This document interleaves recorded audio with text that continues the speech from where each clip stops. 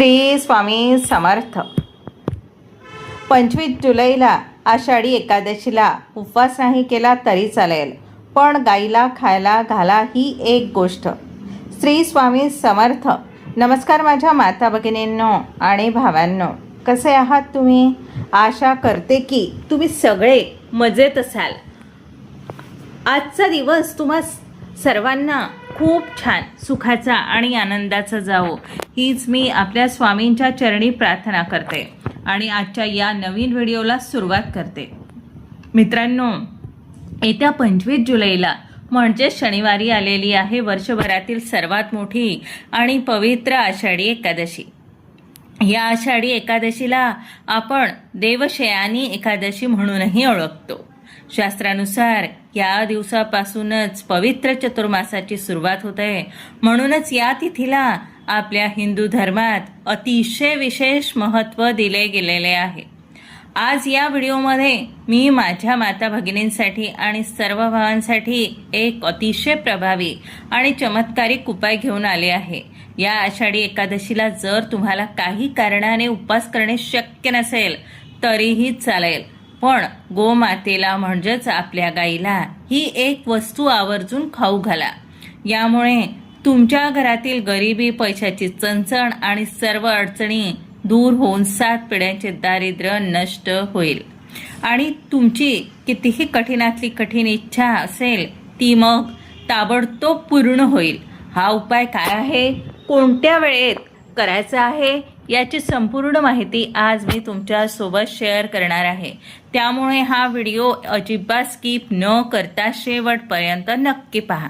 माझ्या माता भगिनींनो आणि माझ्या भावांनो, काही कारणास्तव तुम्हाला या दिवशी म्हणजेच आषाढी एकादशीला उपवास करणे शक्य नसेल, मग ते आरोग्याच्या कारणामुळे असेल, प्रवासामुळे असेल किंवा इतर कोणत्याही अडचणीमुळे असेल, तरी अजिबात काळजी करू नका, मनात कोणतीही शंका ठेवू नका, कारण आपले विठ्ठल माऊली, आपले स्वामी फक्त स्वामी राया फक्त आणि फक्त भक्तीचे भुकेले आहे।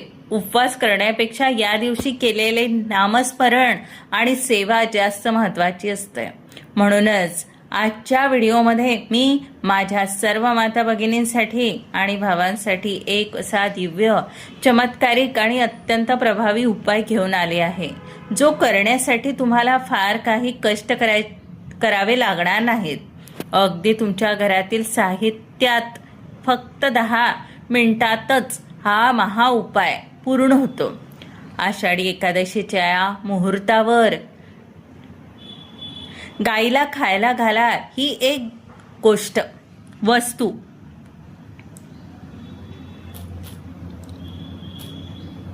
शास्त्रामध्ये आणि आपल्या पुराणात असे म्हटले आहे, स्पष्ट म्हटले आहे की हा उपाय जर तुम्ही पूर्ण श्रद्धेने आणि विश्वासाने केलात तर तुमच्या 7 पिढ्यांचे दारिद्र्य दूर होते। घरात जर पैसा टिकत नसेल, पैशाची सतत चणचण भासत असेल किंवा एखादे काम खूप दिवसांपासून अडकले असेल तर ते काम अगदी एका रात्रीत मार्गी लागते। एवढेच नाही तर तुमच्या मनात असलेली कठीणातली कठीण इच्छा, मग ती नोकरीबद्दल असो, व्यवसायाबद्दल असो, मुलांच्या प्रगतीबद्दल असो वा आजारपणाबद्दल असो, ती अगदी काही दिवसातच पूर्ण होते।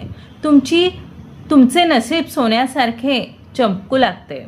हा उपाय नेमका कसा करायचा आहे, देवघरात कोणती तयारी करायची आहे, गोमातेला ती वस्तू कोणत्या वेळेत आणि कशी भरवायची आहे याबद्दल सविस्तर माहिती मी तुम्हाला पुढे व्हिडिओमध्ये सांगणारच आहे, त्यामुळे व्हिडिओ अजिबात स्किप न करता शेवटपर्यंत नक्की पहा, कारण अर्धवट माहिती घेऊन उपाय केले तर त्याचे पूर्ण फळ मिळत नाही। आणि हो, माझ्या ज्या माता भगिनी आणि भाऊ आज चॅनलवर पहिल्यांदाच आले आहेत त्यांनी आत्ताच आपल्या चॅनलला सबस्क्राईब करा आणि शेजारील बेल आयकॉनला नक्की दाबा, जेणेकरून मी जेव्हा कधी असे माहितीपूर्ण नवीन व्हिडिओ अपलोड करेल त्याचे नोटिफिकेशन सर्वात आधी तुम्हाला मिळेल आणि तुमच्याकडून एकही महत्त्वाचा व्हिडिओ मिस होणार नाही। तसेच कमेंट बॉक्समध्ये श्री स्वामी समर्थ, ओम नमः शिवाय आणि ओम नमो भगवते वासुदेवाय लिहायला अजिबात विसरू नका. तुमच्या एका कमेंटमुळे भगवान विष्णूंचा आशीर्वाद तुमच्या पाठीशी सदैव राहील. आजच्या या व्हिडिओमध्ये मी तुम्हाला एक असा अतिशय प्रभावी आणि चमत्कारिक उपाय सांगणार आहे जो तुमच्या आयुष्याला एक नवी दिशा देईल. 25 जुलै आषाढी एकादशीला जर काही कारणाने तुम्हाला उपवास करणे शक्य नसेल तरीही चालेल, पण गोमातेला म्हणजेच आपल्या गाईला ही एक वस्तू आवर्जून खाऊ घाला. यामुळे तुमचे सर्व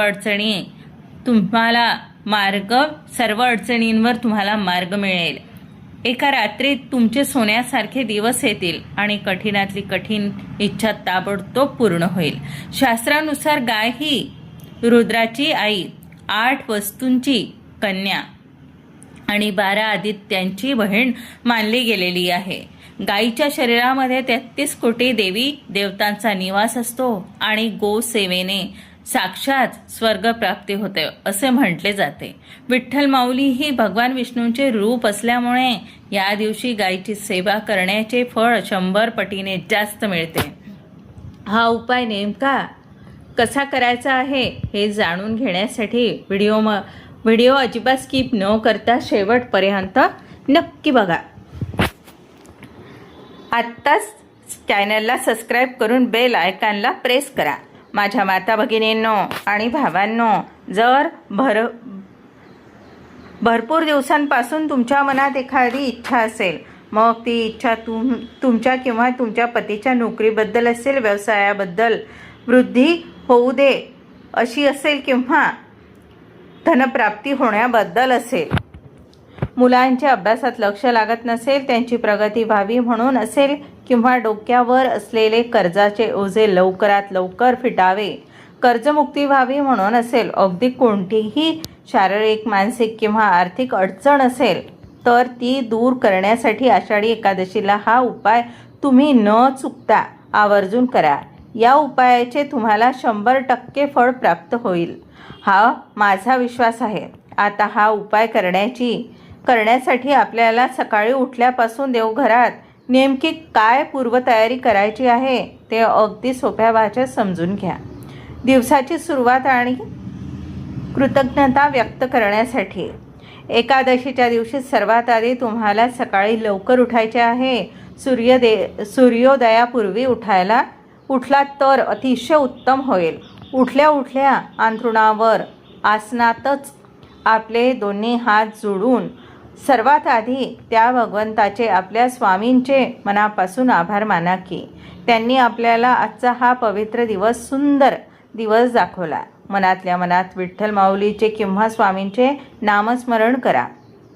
त्यानंतर आपल्याला आंघोळीचे पाणी काढायचे आहे. आंघोळीच्या पाण्यामध्ये अगदी चिमूटभर हळद आवर्जून टाका.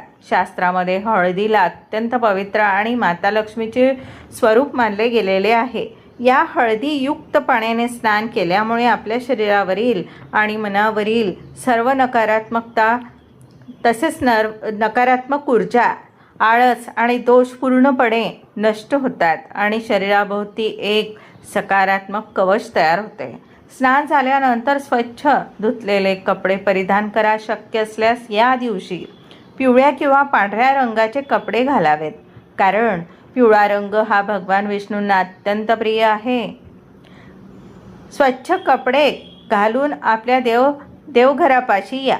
आपल्या देवघरात भगवान विष्णूंची मूर्ती किंवा प्रतिमा असेल, विठ्ठल माऊलींची असेल, बाळकृष्णाची असेल किंवा आपल्या स्वामी समर्थांची मूर्ती असेल, कोणत्याही रूपाची पूजा तुम्ही या दिवशी करू शकता, कारण हे सर्व एकाच हरीचे रूप आहे. देवांना स्वच्छ पुसून किंवा अभिषेक करून घ्या. त्यानंतर भगवान विष्णूंना आणि स्वामींना अत्यंत प्रिय असलेली पिवळी फुले अर्पण करा. विष्णूंच्या पूजेत तुळशीपत्राला सर्वात जास्त महत्त्व आहे, म्हणून तुळशीचे पान देवाला आवर्जून वाहा. या दिवशी देवांना पिवळ्या रंगाचा नैवेद्य दाखवायचा आहे. मग तुम्ही पिवळ्या शिरा बनवू शकता, बुंदीचा लाडू किंवा पेढा अर्पण करू शकता. काहीच नसेल तर गुळाचा खडा ठेवला तरी चालेल. त्यानंतर धूप दीप आणि अगरबत्ती लावून संपूर्ण देवघर आणि घराचे वातावरण अगदी प्रसन्न सुगंधित करून घ्या. जेव्हा देवघर प्रसन्न असते तेव्हाच घरात लक्ष्मी वास करते. तर मित्रांनो, ही झाली आपली सकाळची पूर्वतयारी.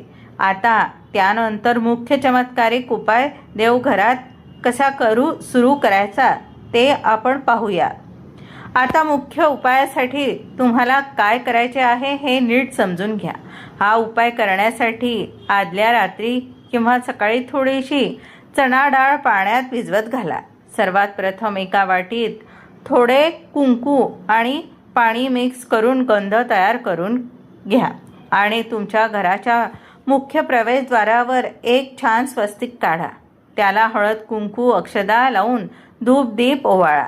त्यानंतर देवघरासमोर एक पाट ठेवा आणि त्यावर दिवा प्रज्वलित करा. पाटावर विष्णूंची, विठ्ठलाची किंवा बाळकृष्णाची मूर्ती ठेवा. आता आपल्या घरातील 2 तांबणे किंवा स्टीलच्या 2 ताटल्या घ्या. दोन्ही ताटल्यांमध्ये कुंकवाने एक स्वस्तिक काढून घ्या. एक स्वस्तिक भगवान विष्णूंसाठी, दुसरे माता लक्ष्मीसाठी. स्वस्तिकाला मधले 4 बिंदू आणि बाजूच्या 2 रेषा नक्की द्या आणि हळद कुंकू अक्षदा वाहा. आता दोन्ही स्वस्तिकांच्या बरोबर मधोमध एक गुळाचा खडा ठेवा. आपण जी चणा डाळ भिजवून ठेवली होती ती व्यवस्थित उपसून दोन्ही गुळाच्या खड्याच्या शेजारी दोन्ही ताटात थोडी ठेवा. त्यावर एक तुळशीचे पान, तुळशीपत्र अर्पण करा. या साहित्याला धूप दीप ओवाळून घ्या आणि तिथेच बसून शांत चित्ताने ओम नमो भगवते वासुदेवाय या महामंत्राचा 108 वेळा एक माळ जप करा. जप झाल्यानंतर हे साहित्य काही वेळ तसेच देवासमोर राहू द्या. पूजा आणि जप पूर्ण झाल्यानंतर एका तांब्याच्या कलशात शुद्ध पिण्याचे पाणी घ्या. त्यात थोडी हळद आणि जमल्यास थोडे गंगाजल टाका. आता दोन्ही ताटांमधील तो गूळ, चणा डाळ, तुळशीपत्र एका वेगळ्या प्लेटमध्ये एकत्र काढून घ्या आणि हळद कुंकू सोबत घेऊन गोमातेपाशी जा. अर्घ अर्पण करा. गायीपाशी गेल्यावर सर्वात आधी कलशातील हळदयुक्त पाणी तिच्या पायांवर प्रेमाने ओता आणि गायीला हळद कुंकू लावून नमस्कार करा. आता ती भिजवलेली चणा डाळ आणि गूळ तुमच्या उजव्या हाताच्या तळव्यावर घ्या आणि तुमच्या हाताने गायीला खाऊ घाला. शास्त्र असे सांगते की गायीला घास भरवताना जर तिच्या जिभेचा स्पर्श आपल्या तळहाताला झाला तर तिथूनच आपले नशीब बदलायला सुरुवात होते. जर हाताने देणे शक्य नसेल तर तुम्ही प्लेटमध्ये ठेवूनही देऊ शकता. त्यानंतर गोमातेला स्पर्श करा आणि शक्य असल्यास तिच्या भोवती 11 प्रदक्षिणा घाला. प्रदक्षिणा घालताना मनातल्या मनात ओम नमो भगवते वासुदेवाय चा जप चालू ठेवा. गायीला प्रदक्षिणा घातल्याने संपूर्ण पृथ्वी प्रदक्षिणेचे पुण्य मिळते. निघताना गोमातेच्या पायाखालची थोडीशी माती, धुळी कण उचलून एका कागदात घरी घेऊन या आणि ती तुमच्या घरात किंवा तिजोरीत ठेवा. यामुळे घरातील वास्तुदोष, पितृदोष किंवा कोणतीही नकारात्मक ऊर्जा असेल तर ती कायमची निघून जाते आणि घर पवित्र होते. तर माझ्या लाडक्या माता भगिनींनो आणि भावांनो, आषाढी एकादशीचा हा चणा डाळ आणि गुळाचा उपाय दिसायला अत्यंत साधा सोपा वाटत असला तरी त्याचे आध्यात्मिक फळ आणि ताकद खूप मोठी आहे. गोमातेची सेवा आणि विठ्ठल माऊलीचा आशीर्वाद ज्या घराला लागतो तिथे कधीही पैशाची किंवा सुखाची कमतरता भासत नाही. म्हणूनच येत्या 25 जुलैला पूर्ण श्रद्धेने, मनापासून आणि विश्वासाने हा महा उपाय तुम्ही स्वतः नक्की करून पहा. तुमच्या मनातल्या ज्या काही इच्छा असतील त्या स्वामी महाराज आणि विठ्ठल माऊली नक्की पूर्ण करतील.